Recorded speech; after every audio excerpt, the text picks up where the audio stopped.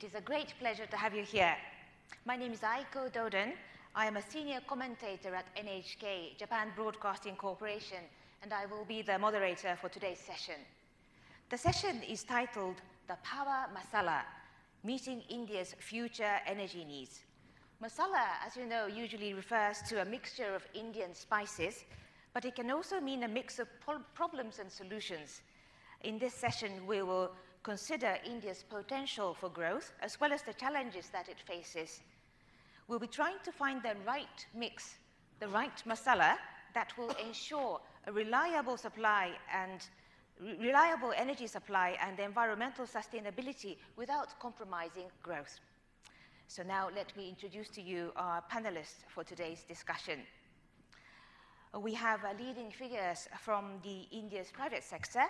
We have Mr. Madhu Koneru, CEO of MEC Holdings.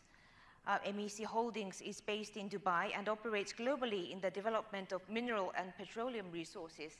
And in Indonesia, I understand MEC Holdings is also developing coal as an efficient and reasonably priced source of energy.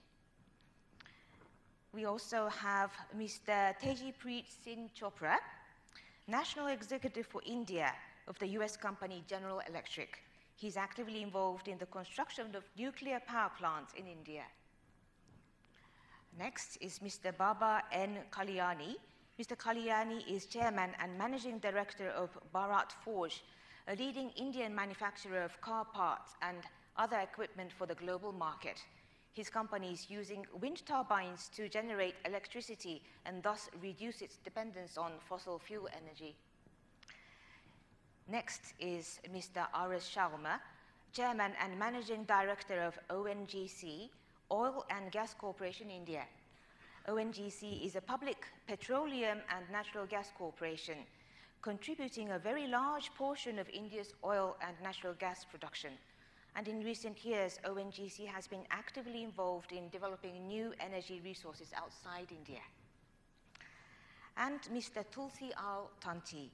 Mr. Tanti is Chairman and Managing Director of Suzlon Energy, a company that designs and manufactures wind turbines.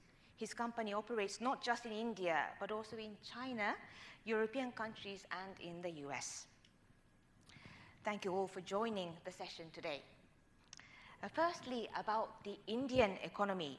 The Prime Minister Manmohan Singh expressed his confidence that India was able to face the global economic downturn better than most other countries, and that the medium-term objective is to achieve a growth rate of 9% per annum.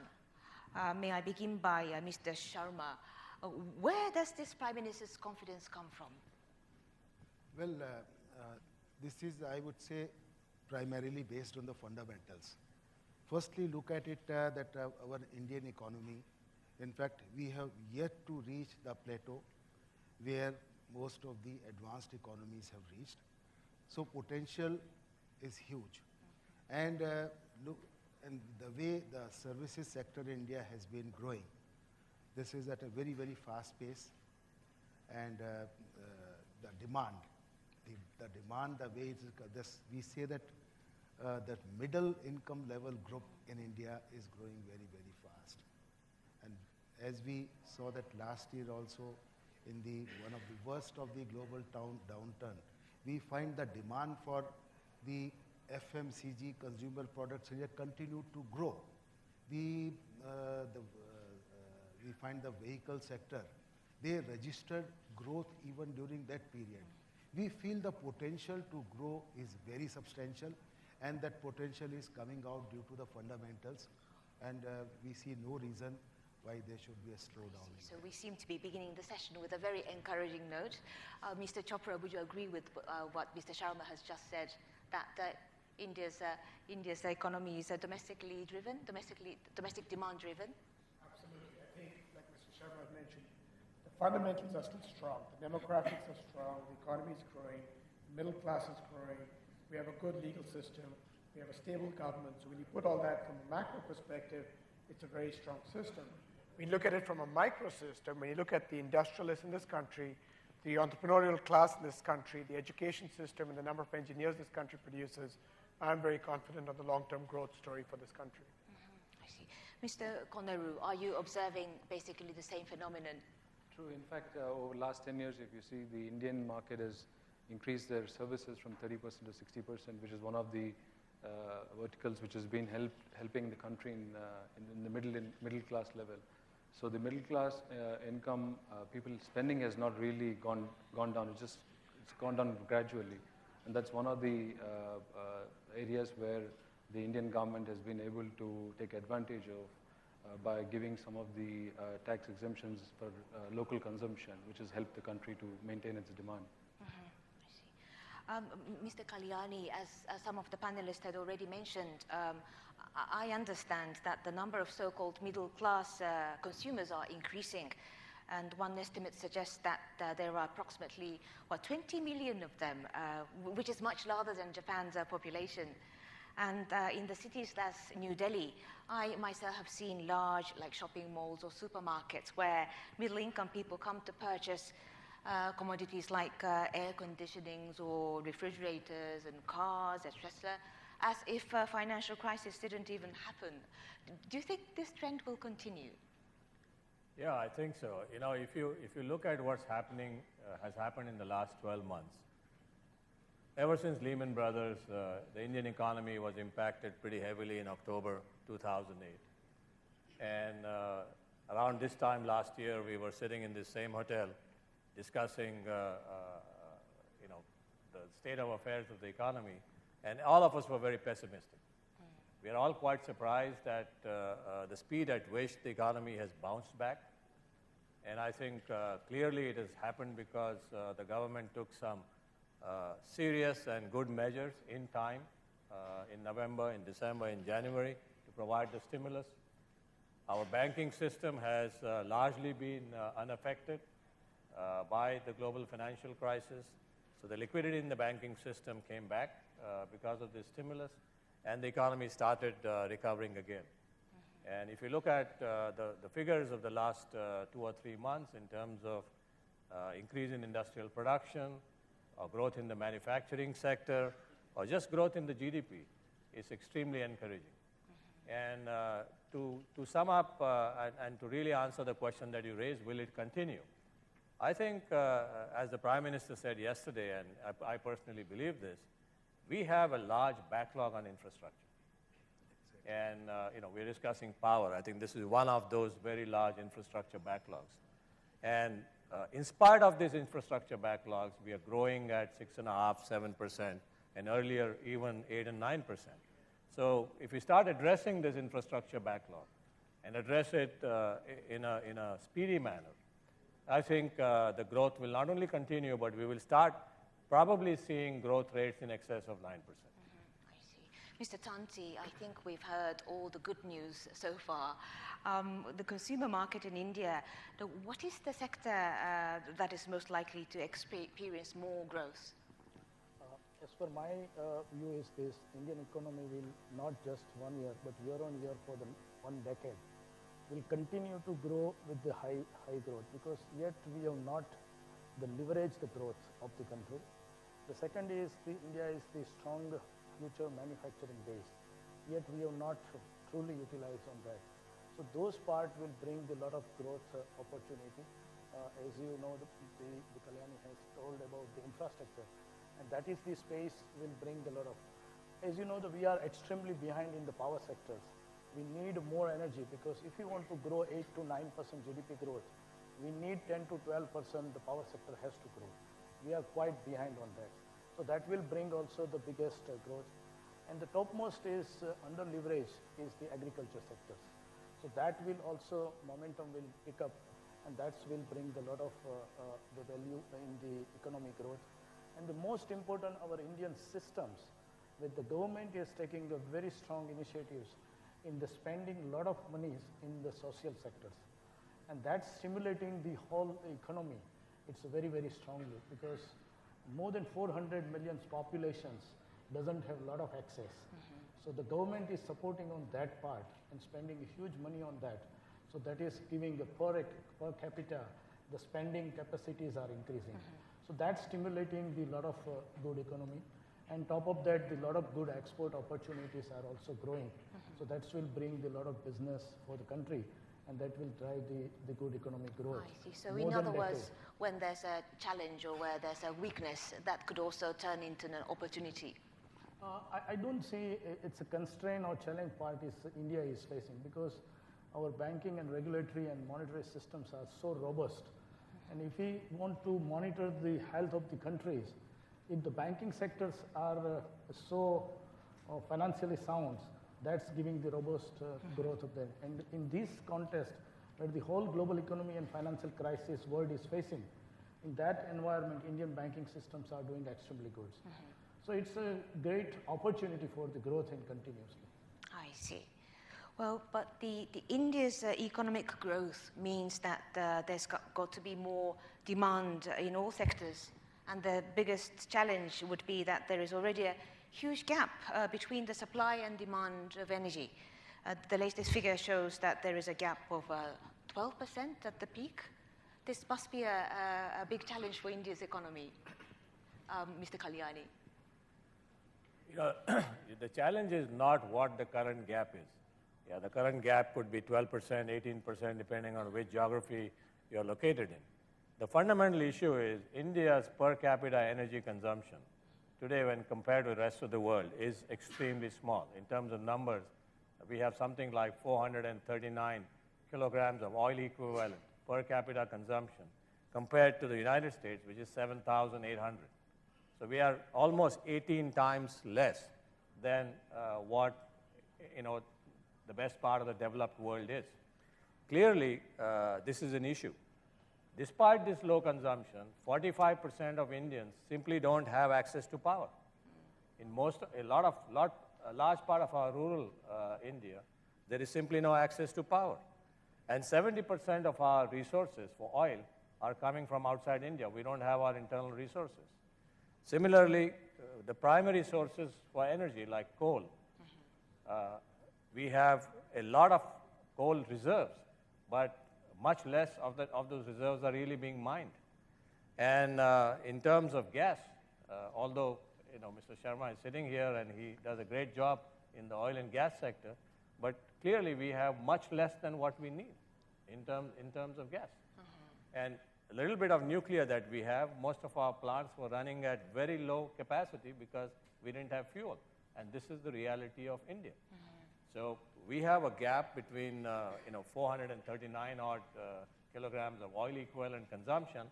We may not go to 7,800, but even if you went to 2,000 or 3,000, you're talking about increasing the capacity of power generation in India by 7 or 8 times in the next 15 to 20 years. It's a mammoth challenge. And Mr. Chopra, how is the Indian government going to find a solution to this energy problem? Yeah, I think in terms of absolute numbers, we generate about 150 gigawatts of power today. We estimate over the next 10 years, the country would need, if we continue to grow at 8 to 10% growth, somewhere between 300 to 350 gigawatts of power, and therefore you're going to need generating capacity of about 400 to 450 gigawatts of power. Now, there are a couple of issues out there that comes up. One is it's a huge amount of investment. We're going to need, over the next 10 years, roughly $600 billion of investment, about $300 billion in generation, $200 billion in distribution, another $100 billion in transmission, the other way around. So there's significant investment that's going to be needed. The second issue is, before I go on to say what the government should do, is let me just highlight one point, is that the last 5-6 years, the government's done a lot in the space of the power sector. There was the Electricity Act of 2003 that was passed. There was the APDRP program. They've done a lot on the recapitalization of the state electricity boards. So the government has done a lot over the last 5-6 years to move the needle forward. I think the areas where I would suggest we need to focus on are the following. In order to put up power plants in India, we usually take anything between 5 and 6 years to put up a large-scale thermal power plant. In China, they're putting up an equivalent power plant in about 3 years. In the other parts of the world, we're seeing power plants being put up in just over 4 years. So that's something that when we've analyzed, it's because of various kinds of approvals that are required. And one of the things that I would suggest is we have a single window clearance. Can we create a major energy committee or an integrated energy ministry to actually get a single window clearance for all approvals for putting up power generation? The second point would be skill capacity. We're going to need 200 to 250,000 people over the next 5 to 10 years in the power sector. We're going to need equipment capacity addition, and a lot of my colleagues out here are in that space to add that capacity. We would need close to 30 gigawatts a year of capacity for this kind of growth in equipment. So those are the kinds of challenges that we're going to have, which I think we're going to have to focus on over the next 10 years. I saw you nodding, Mr. Koneru. Anything you might want to add? Just to add earlier what we were saying about the fuel supply is a very important thing. Most of the resources which are available here, whether it's coal or gas, coal especially, there's plenty of reserve which is available locally. But at the same time, the quality is not the best quality for them to utilize. And they do not have enough infrastructure within India to cater to some of the power requirements which are on the coastal side of India, where there's a huge demand for power. So ideal situation for them to do is to import the fuel from various countries. And one of the countries which we are focusing in is in Indonesia. And the key thing here is to secure your fuel supply contracts. A lot of these countries like Indonesia and other countries, what they're looking at is that you just don't come and say, we want coal to the country and we want to export it out. You've got to give back something. Similar to some of the resources, human resources we have in India. They have natural resources. So an example, what we are doing is we're going back and we're investing close to $1 billion in building a railway track. We are taking an aluminum smelter into Indonesia. By investing in these simple infrastructure around the fuel resource, the countries are willing to give you the supply of fuel, which gives you a consistent supply. It's just not only the price, consistent supply is a very important thing. If you relate to something similar, what happened is the steel production in China over the last 3 to 5 years. Most of the iron ore was imported, but Chinese companies, steel companies, didn't secure their iron ore mines outside. They've started securing it last 1 year because they've realized the importance just pre-Olympics. So similarly, we should start looking at going into countries like Indonesia where the culture and the business atmosphere is similar to India, and look at securing our fuel supplies, but at the same time give back something to the country to get a consistent supply. I see. Well, it's not that I'm trying to pick up on the negative aspect of your business, but Mr. Sharma, India depends heavily on coal for generating electricity. Like 70% of India's electricity is generated by coal. And India is not only the producer, but the world's 4th largest importer of coal.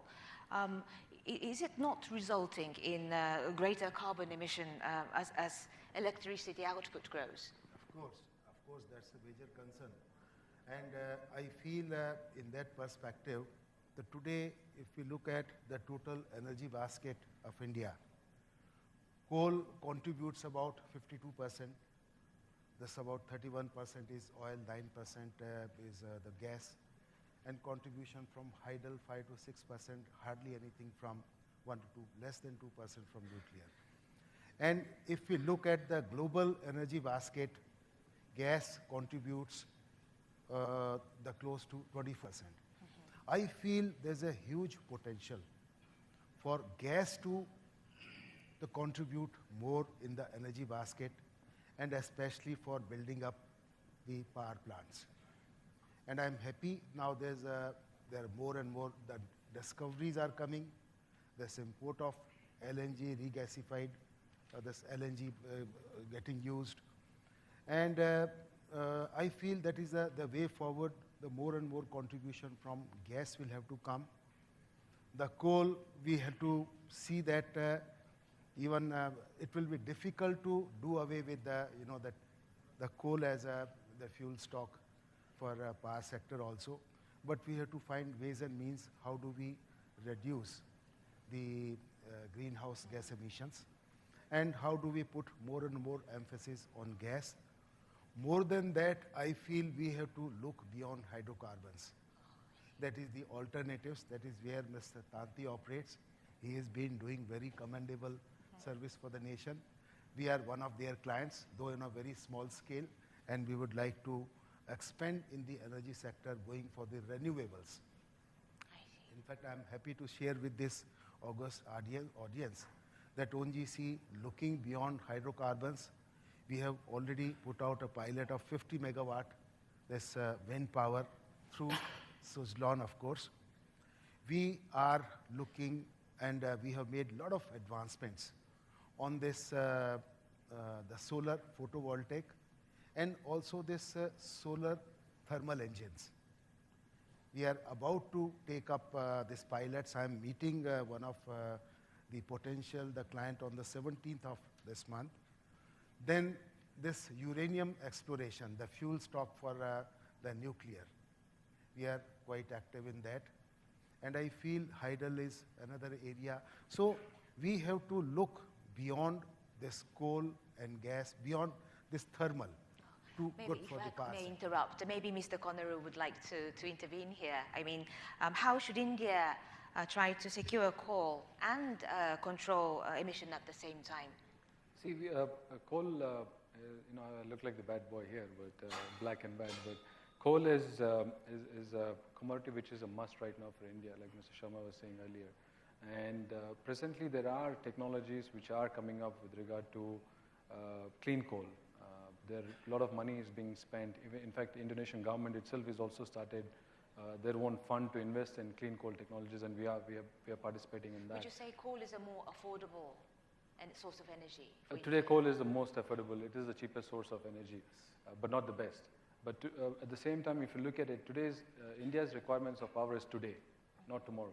So we have to go to a certain extent immediately to meet the requirement of the power of the country. There are about 400 million people in the country who don't have electricity. So we have to work on the short-term, medium-term, and long-term solution. And the total requirement, what is required in next 10 years, cannot be met only by coal, or not only by solar, or not only by wind power.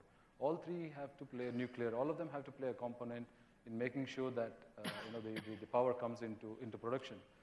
One of the earlier we were talking about clearances for power plants. Most of the power plants are my customers, and more than clearances, their problem is that once they have the power plant, they're worried about getting the coal from the Coal India, which is the government entity. A lot of blocks are being cancelled right now because they're not able to produce. So it's the supply of the fuel is a very key thing right now. There are some power plants today which are idling because lack of coal. They've got the environmental clearances, they've got all the land acquisition done, but they're not in production because they've not secured their fuel supply. So coal is a very important component immediately. Going forward next 10, 15 years, it has to be more of a balanced approach rather than focusing only on wind or solar or nuclear or gas or coal. It has to be a balanced approach. I see. Well, perhaps it's about time we hear from you, Mr. Tanti. I understand you are known as a wind man. And perhaps you have views to share with us in your capacity. Yes. India has a lot of wind resources are available. Nearly 45 gigawatt the potentiality sites are today is there. But as per our estimate, it is 100 gigawatt possible in onshore and offshore capacities. So we have a large natural resources are available in the country. Out of that 10,000 megawatt, we have just capture is there. It's 10% is there. So the 90 gigawatts capacities we can able to explore that. That's bring a lot of energy security for the countries. And now it's a wind is a cost competitive. Without any fiscal benefit also, directly we are competing the conventional source. So that will bring a lot of energy, and we can penetrate into the grid up to 20% without any technical issues. And today the wind is just 2 to 3% in Indian grid is there, based on 150 gigawatt capacity of the total power. So going forward by 2020, I think nearly 10 to 12% wind can able to contribute. Another 40 gigawatt, the potentiality we strongly believe can be added by the wind. And same time the solar can add another 20 gigawatts. So the 60 gigawatt we can utilize for the natural resources. It's giving a huge sustainable development of the country because we can hedge our power cost for the long term because there is no fuel cost in this. It's just capital investment cost is there. The most important part is that today India is the 5th largest country in the wind power producers. And that's the biggest contribution. Like if we see the China is less than 1% is producing renewable. All put together, India is a nearly 6%, and within 6%, 3.5% is wind is there. So So it's a huge potentialities are available in the Indian context is there. So the current situation actually provides you with the business opportunity. The green is green, am I right in saying so? Yeah, absolutely. Green is green. And I see you wear a tie of the wind turbines. Yeah, always I mix my wind turbine together. Thank you. And Mr. Chopra, the Indian government appears to be placing high hopes in more nuclear power as a solution to future energy shortages. But would that be an ultimate solution to the problem that India faces today, do you think? I don't think nuclear will ever be the ultimate solution. Coal is always going to adopt or be a predominant amount of a source of energy in our country at least. However, it is a good mix in the energy security. The reason why I believe in nuclear is the following reasons. For a country our size, it's absolutely critical that we have energy security, that we don't depend on any one fuel source for its power, for its energy needs going forward. Two is it's one of the cheapest form of producing power in terms of nuclear power. And the third one is it's clean power.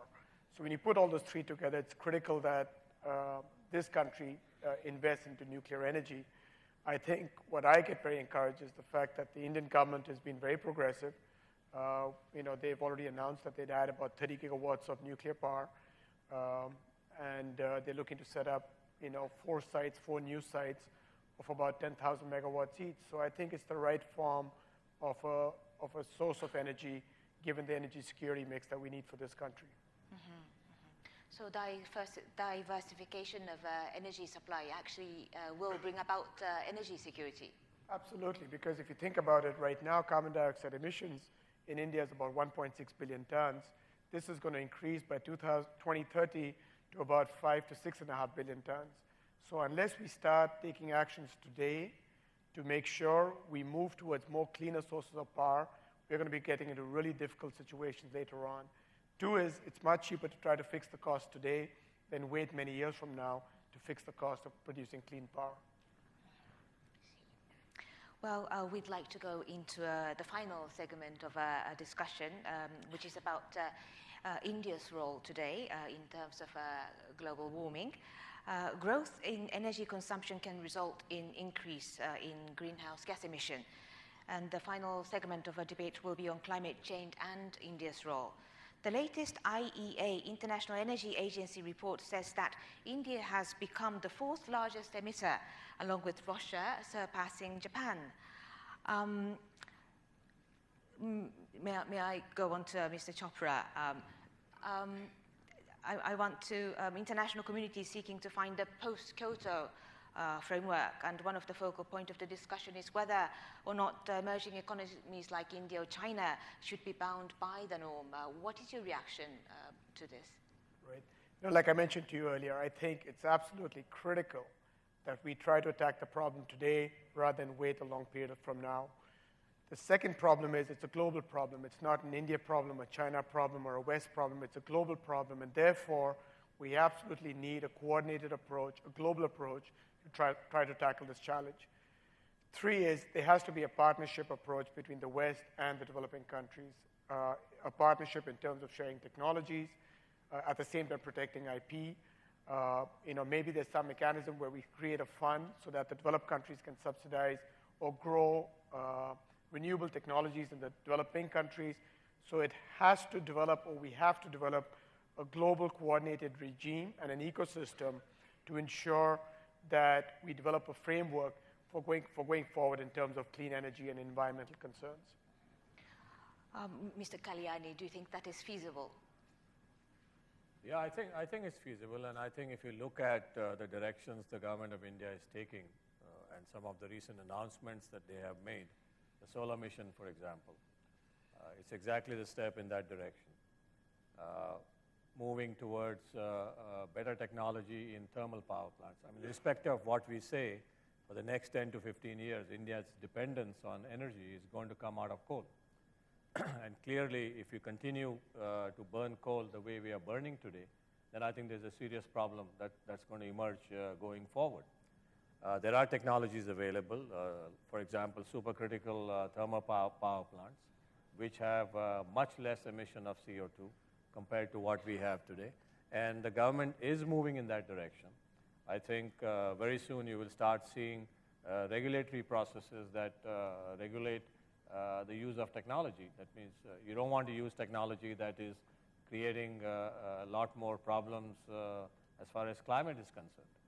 So it's feasible, and I think clearly there is an understanding in the Indian government, in our leadership, and in the industry at large. Let me also point out that there is a lot of businesses here who have set up an in-house process of creating or reducing their carbon footprints, a very well-structured process. And clearly it's not a journey that can be done in 1, 2, 3 years, but possibly in 15 to 20 years. You can create... Your company has also introduced yes, we have measure. a process. We have a target 2020 to have a zero carbon footprint, but it requires a lot of work, and we believe that there will be some enabling technologies that will come along the way, and exactly what my colleague here, TP, mentioned about, it's all about making technology affordable. This is a global problem. This is not an India-centric problem or a China-centric problem. It just happened that, we have had a big backlog of development. We have 200-300 million people living below $1 a day. They can't continue to live below $1 a day for the rest of their lives. They need to be uplifted. So there is a huge backlog. And clearly the burden of this backlog is something that we are all trying to tackle. I see. Mr. Sharma, perhaps you would like to jump in. I'd like to supplement whatever Mr. Kalyani has said. You see, today that in India, the per capita energy consumption, he gave the number 439 kilograms. It is less than one-third of the global average. And we have 16% of the global population here. And I believe all of them, they have a right to reach to the level of at least the global average. And so energy consumption is bound to exponentially grow here. Now the issue is that how does that energy consumption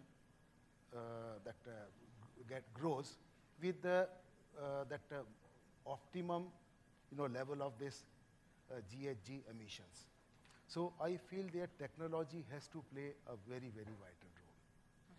And for this country to come to the level of these advanced nations, when those countries came to that level, there were no restrictions.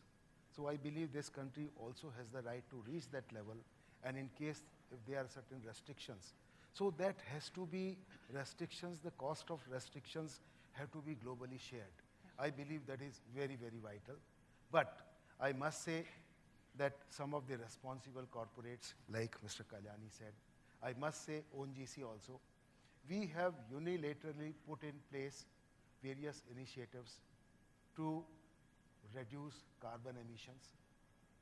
In fact, we are the only company in the country in the public sector who have 6 projects already registered with United Nations CDM projects. And we have resolved, we know that we are a company operating in hydrocarbon sector. We have resolved to be this carbon neutral company. It's a big call, and we have when we were discussing in the board, there was a big discussions. But I said, let us make the resolve. Unless we make the resolve, we won't be able to achieve that. We are and in that perspective, taken various initiatives. This carbon capture and sequestration projects pilot we have started. And in all the areas, methane to market initiative that we have begun, we have an alliance with one of the US-based company. So whatever possible ways, we have put in at the corporate level a very senior level team. The only function is to monitor across the company's operations where we can reduce the GHG emissions and what we can do to contain and help the overall the environment perspective of the country. So I feel this kind of awareness, what ONGC has unilaterally taken the initiative, lot other corporates need to take that initiative. I'm sure your corporate has taken, but that is very vital. But I feel putting the conditions would not be appropriate, but still I feel that's a call to be taken at the policy making level. I should not like to speak beyond this. Anything you might want to add, Mr. Chopra or Mr. Kalyani? No, I think, Mr. Sharma echoes the sentiments of most of us. And yesterday, the Prime Minister, when he addressed the gathering here, also talked about this issue. All I want to say is I think India is very cognizant of the fact of its responsibility towards the environment. And it's doing a lot of things to mitigate this problem. But it also believes that it cannot simply do away with the responsibility of uplifting these 200-300 million people who currently live on $1 a day or $2 a day, and deal with their needs of energy and better quality of life. So there is a balance that has to be struck. But some say that there is a balance which has to be struck within the international community, where India is increasingly seen as a power in the international community. I mean, it's very active in the framework of, let's say, G20, and Indian companies have become key players in the global arena as well. And because of that, some say that there is certain responsibility that should be shouldered by India. What would be your reaction to those arguments?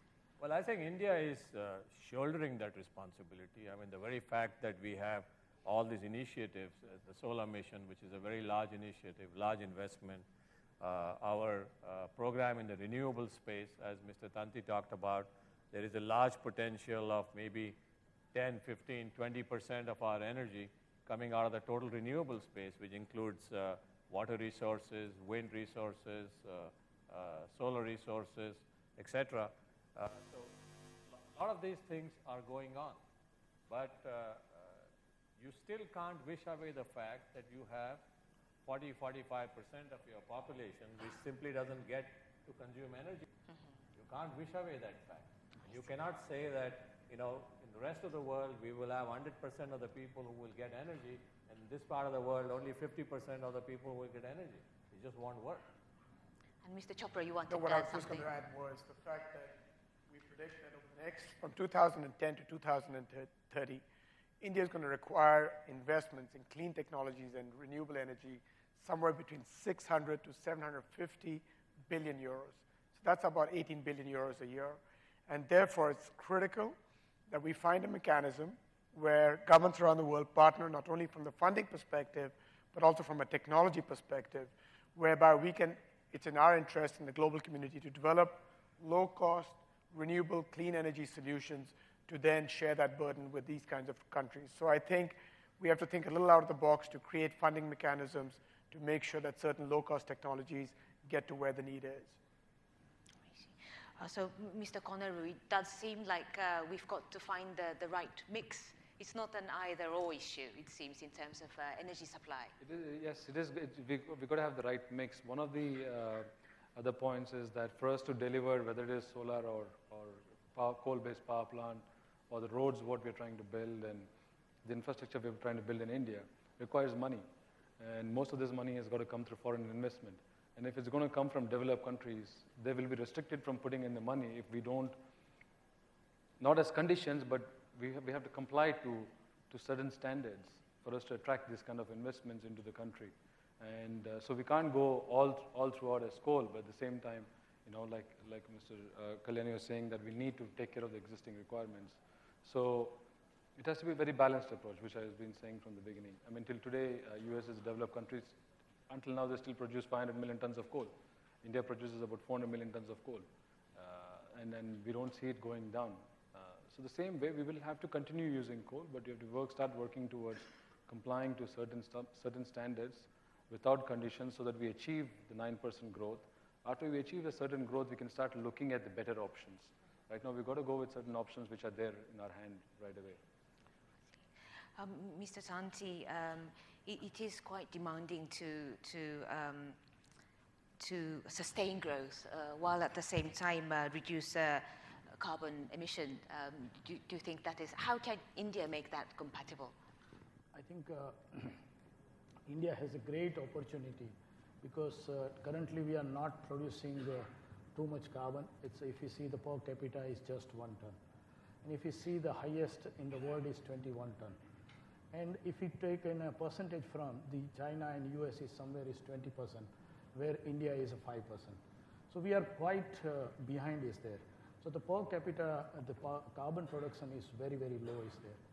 Same time, we have a great opportunity, the new generation of the technology we can bring to the India, and we can build the power sector such a way and to bring the sustainable development, and major contributions we strongly believe can come from the renewables, because there is a huge potentiality of the 20% by 2020. We can bring those by wind, solar and cogeneration. So that will bring the lot of sustainable development is there. When we are talking about the international community point of view, I think the total average of per capita, the carbons emission is nearly 5 tons are there in the world. I think by 2030, India will not cross maximum 3. So that will remain the below average. So the contribution of the India for the national, international community point of view, we can develop the India in such a manner so that it will not harm to the world. So that is quite possible is there to bring the different technology, and we have to use all the sources. We cannot depend on only one source, because same time is the priority for the country is the low cost of energy and also the energy securities, and to take care of the climate impact also. So in that context, we can bring the sustainable development in India by 2030. Nearly 600 gigawatts the country's requirement is there, and nearly 50% we can utilize for the domestic resources. And by that way, we can build the India sustainable way, and it will bring a lot of sustainability for the global economy. So that is the biggest contribution for the India to the international community. And you were saying earlier that India does have the technology. Yes, today if you ask me, particularly in the wind sectors, we are the third largest producer in the world, and nearly 24 countries we are exporting our technology from India to there. Not only that, we are bringing the technology is affordable and bringing the new business model to the other markets. We are going to the emerging markets, we are unlocking the market positions, and we are multiplying the knowledge of what we have gained in the last 12 years in India to bring it to the more emerging market is there. And also the developed country also we are exporting the technology. Particular wind technology, India it's quite independent, and we have a high-end technology and everything is there.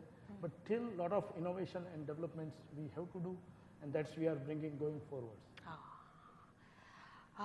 You were saying earlier that, well, the panelists have said that this climate change issue is a global issue, and Mr. Kalyani has articulated on some of the initiatives on the part of the private sector, which does go to demonstrate that this is a like multi-stakeholder initiative. Would I be right in saying so? Yes, because it's a global issue, but it's more individual issues. Individual issue. Yeah, each individual has to understand, and they have to change the behavior of the utilization of the resources. So very high focus is required in a country like India and also in the developed world. The focus area is the energy efficiency. So if we change our behavior and our attitude to how to utilize the resources, we can bring down the lot of our requirements. So that is the part one is there. The part two is the contribute for the renewable developments, so that we bring down the lot of carbons content. And same time, we have to use the coal and other resources. And for that, there is a lot of technology, CCT and IGCC is available. So we can bring that and we can utilize more efficient way.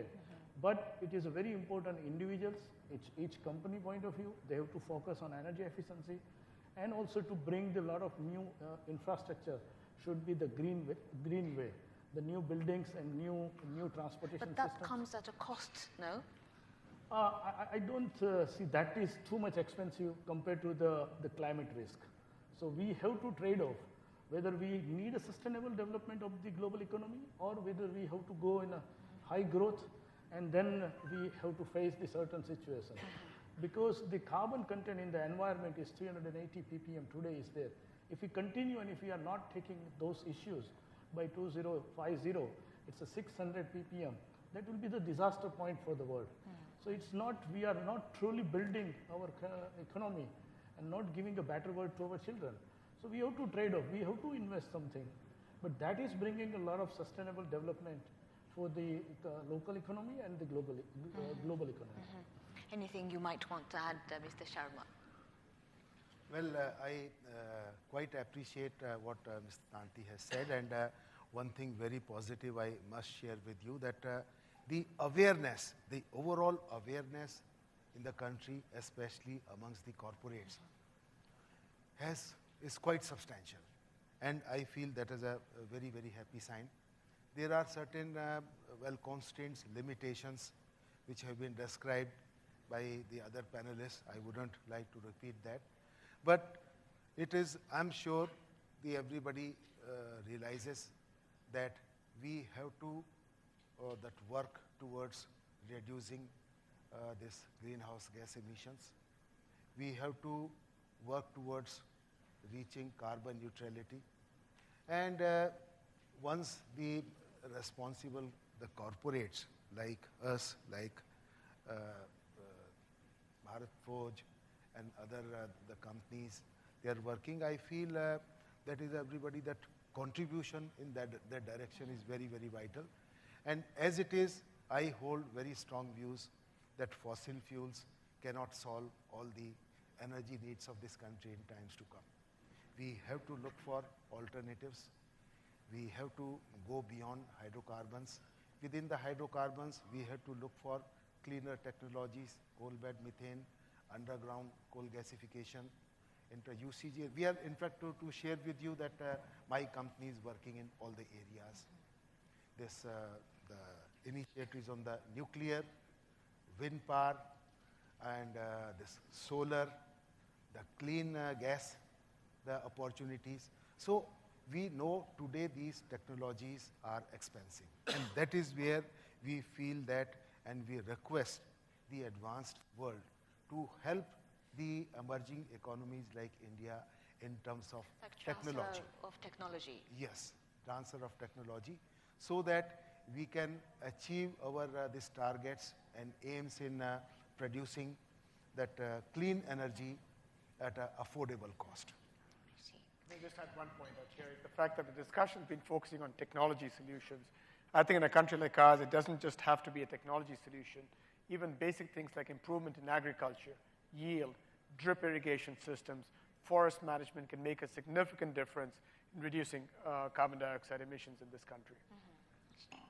Well, since the time is running out, I would like to ask the panelists to... Just mention one more, because I forgot to mention. I'm going to ask you the final comments for each and every panelist. So, for example, recommendations as to how India can meet its energy needs and find a balance between growth and global warming, perhaps. May I start with Mr. Koneru?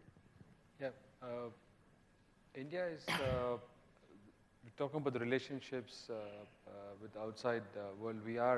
We've been discussing most of it earlier. We will have to address the issue of global warming, and as of now, we do not have any quota system we are following within the Kyoto Protocol. But like I said, if we want to start attracting investments into the country, which is going to come primarily from the developed countries, we have to follow, by de facto, certain compliances to attract further investments to be put into the infrastructure, which is energy, roads, and railways, and other things, and automatically, which helps us to create a social footprint within the country too, automatically. And at the same time, get powered at a much cheaper cost, at the same time, get in the funds which is necessary, and have access to all the technology which is required. And we have to be much more advanced in that approach, what we have right now. I see. And Mr. Chopra? I'd say three things. One is energy efficiency, use technology like smart grids and other technologies coming up in terms of increasing the efficiency angle of things. Two is invest in R&D and in clean technologies in India. I think we have a lot of good skilled manpower in India. We do a lot of research in clean technologies out here in India. So I think a lot of companies in India can invest in clean technology development. The third thing I'd say is just energy security. A country like ours needs a whole diverse source of energy security, and therefore it's important that we expand renewables, gas, solar, wind, and every other form of energy going forward. I would just like to add two more points to this. One is, as we continue to generate a growth of 8, 9% or more in our GDP, and as our domestic product starts expanding, I think we need to do it using less energy. So the processes, the systems that you put in for manufacturing, for production, for day-to-day life has to be those which use less energy. Oh, it's So whether you design new buildings, they have to be green buildings. Your agricultural systems, as my colleague talked about. There are lots of things, small and big, that need to be done, but we cannot consume the same level of energy per unit output of GDP as we have been doing in the past. This needs to come down. Clearly, this is one of the directions. The second direction is, yes, we have to have a fairly large basket of energy resources. We need, in a country of more than 1 billion people, you need energy security if your economy has to grow. And this is a challenge for India. And the bigger challenge is we have coal, we have large reserves of coal in this country, but we don't mine enough of those coal. Our whole coal industry is in shambles. It's highly regulated. We have not figured out how to extract energy from these reserves that are below the ground without really having to dig. And as Mr. Sharma was talking about, there is a lot of new technologies where you can generate energy or gas out of that without digging into the ground. And that's the kind of direction that we need to take. We need to take a technology-oriented direction. And to make all this happen, I think the skill issue has to be solved. I think we're going to be short of energy engineers or whatever else you want to call it. So we really need to solve the skill-related issue. Mr. Sharma.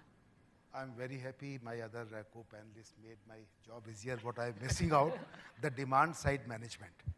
That's, I must say at the top of the voice, a lot has to be done on the demand side management. Because you cannot continue to protect the consumer at $147 a barrel crude price, and he doesn't feel the pinch. Unless you make the consumer feel the pinch, how do you do that demand management? So that is one thing, the pricing issue.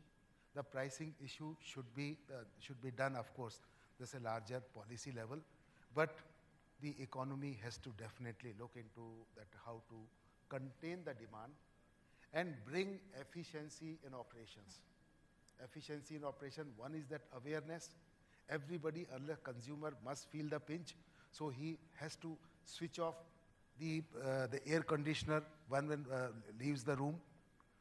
At the same time, we bring efficiency through technology induction. And that is where I feel this country needs a lot of support from the advanced economies. And Mr. Tanti. So I agree with the panel. The three things are coming out very clear conclusion. The A is the energy efficiency. The way we are using, we have to change our behavior. The B is to invest in clean energy areas and carbon-free footprint technology. And C is coming out big way investment in renewables. So that provide the energy securities, society development, and mitigate the climate risk. So the three part is there. Top of that, I can say in Indian economy, and particularly in India, it's a very strong legislation or policy frameworks we have. It's called wheeling and banking systems, where any Indian corporates can invest in wind power projects or solar projects, and they can utilize for their captive requirement. I can say nearly more than 400 companies in India, they have invested in wind power projects, and they are utilizing their energy for their captive requirement. By that way, they have done three things. They have hedged the power cost for the next 20 years, and top of that, they have secured the energy, and also the society development and mitigation of the climate change. I can give you the very strong, good example in India, the Bajaj Auto. They are the three manufacturing facilities in Maharashtra is there. The 95% of the energy. We will be running out of time, so if you could possibly. So 95% energy they are utilizing from the wind power, and their captive requirement they satisfy. So they have hedged their power cost, and today cost of the funds for them, it's not more than 60 paisa. So it's a very good hedging of the cost, and same time they have secured the energy. So these are the initiatives Indian corporates are taking very strongly, which is nowhere in the other part of the world. And I think that momentum we will continue and to bring down the climate risk. Well, thank you very much. And I think we might have little time for perhaps one or two questions from the audience. If you could perhaps raise your hand and wait for the microphone. This gentleman in the front row. Hello, I am Vinod Mittal. We are in the steel manufacturing. Could you speak up a little bit? Thank you. Yeah, my name is Vinod Mittal. We are in the steel business. But I see none of the panelists has commented on the hydropower where huge potential is available in our country. Any of them can think about this, why they're not addressing the hydropower? Yes. Would anybody be able to? The hydropower, I think 90% area we have utilized. There is a small hydropower potentialities are very good. And currently the Indian government is negotiating with the Bhutan, and there is a lot of potentialities available in a neighboring country.